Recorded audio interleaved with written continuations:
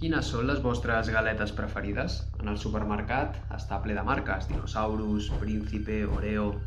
Al final, totes elles tenen coses bones, però avui el que farem és una tier list, com ara fa 2 setmanes, però en aquest cas de galetes. Així, d'aquesta manera podrem veure quines són les millors galetes avui dia. Comencem. Abans de començar, vull agrair al Bernat, que ha sigut el que ha creat aquesta tier list.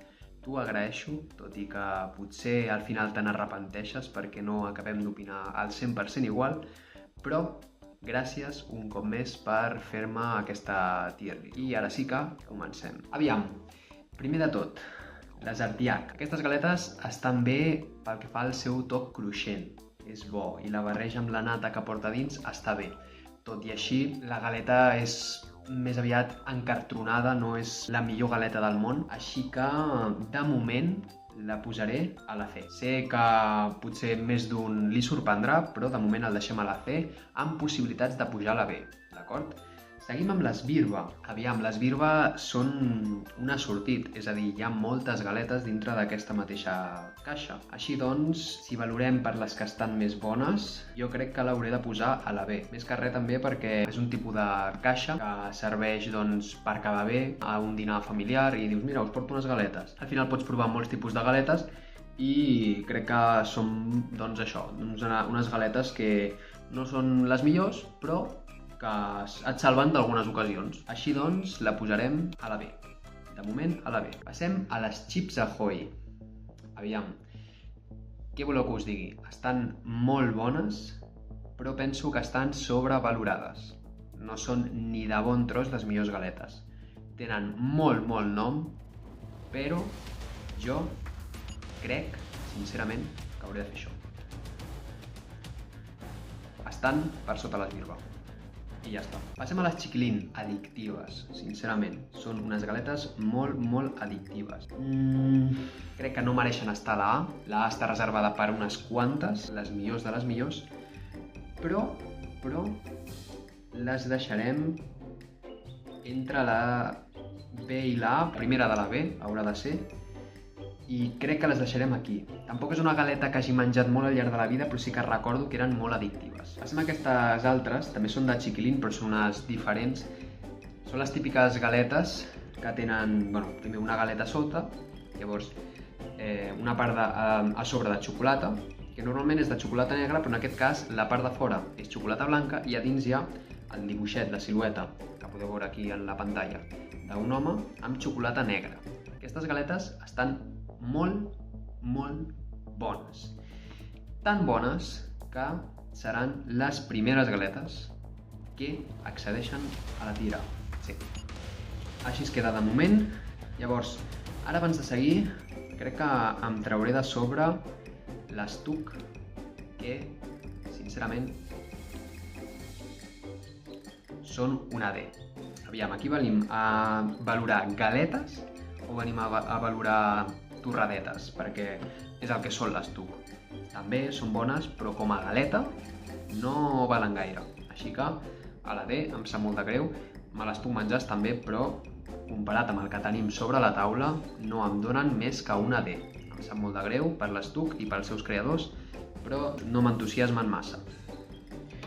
Passarem a treure'ns de sobre també les Maria, que estan molt bé per sucar una mica de llet, per fer alguns postres, es poden triturar i et fas un cheesecake, està bé, però si valorem la galeta en si, tampoc és res de l'altre món, inclús prefereixo les Artiach, així que les posarem aquí darrere. No hi ha Núria en aquest cas, però són d'un estil bastant semblant, però si hi haguessin Núria crec que les posaria un pèl per sobre de les Maria. Continuem ara amb aquestes d'aquí, les Milka.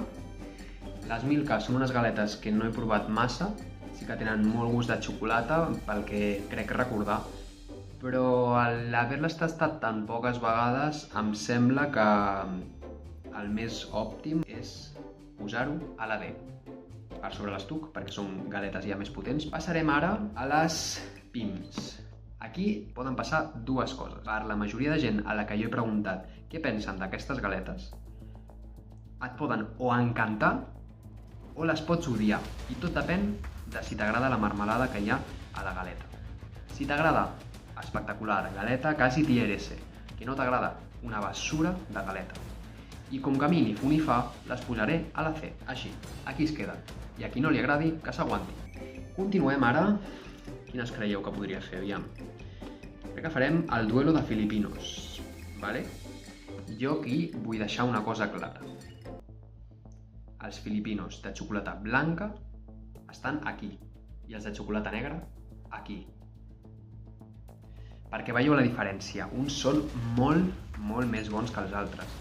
De fet, els filipinos de xocolata negra pràcticament no els he tastat mai, perquè tenint els altres, qui vol aquests? Vull dir que res.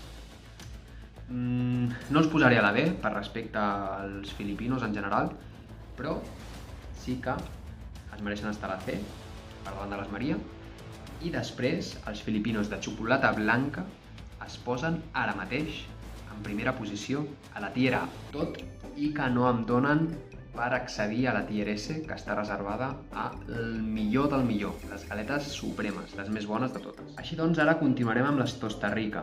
Són típiques galetes de sucar amb la llet, que te'n pots menjar una darrere l'altra, però que al final tampoc són les millors.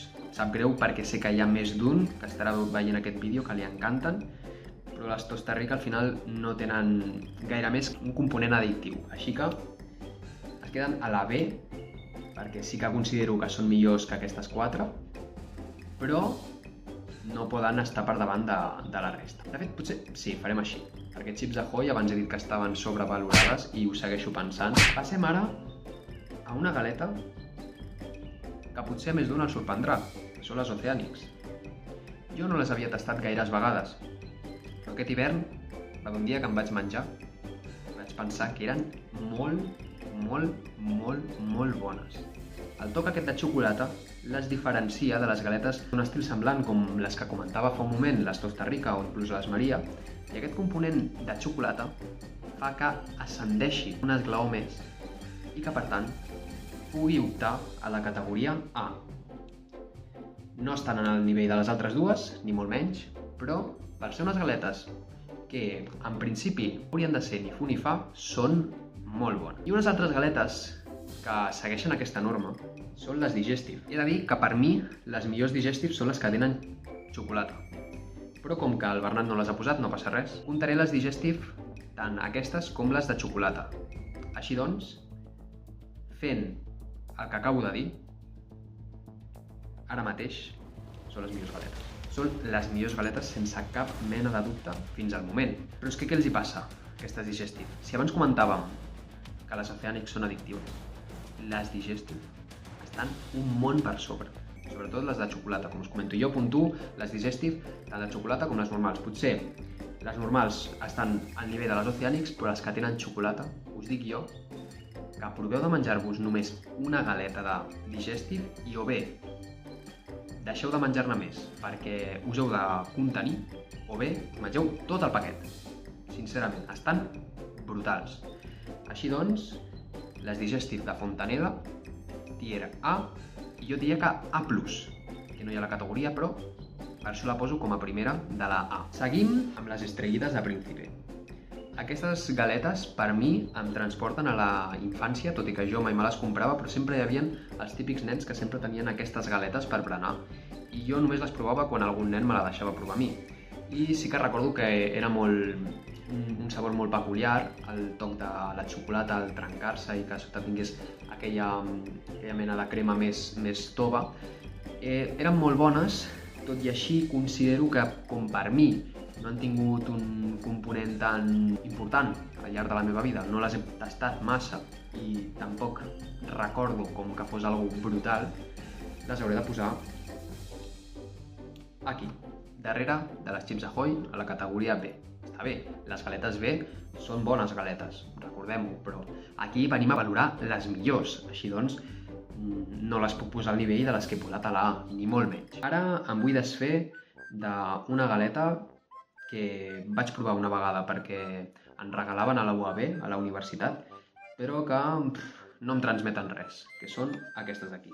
Sincerament, les posaré per davant de l'estuc, però només davant de l'estuc perquè no aporten gaire cosa. L'estuc, ho sento, els faig bullying. Si anéssim a valorar snacks, potser la posaria més amunt, però és que galeta estuc, fora. No sé per què has posat les galetes Tuc, però imagino que és perquè a tu t'agraden molt, però a mi no, així que a la D. Passarem ara a les napolitanes. La capa aquesta de sucre que tenen les napolitanes és espectacular.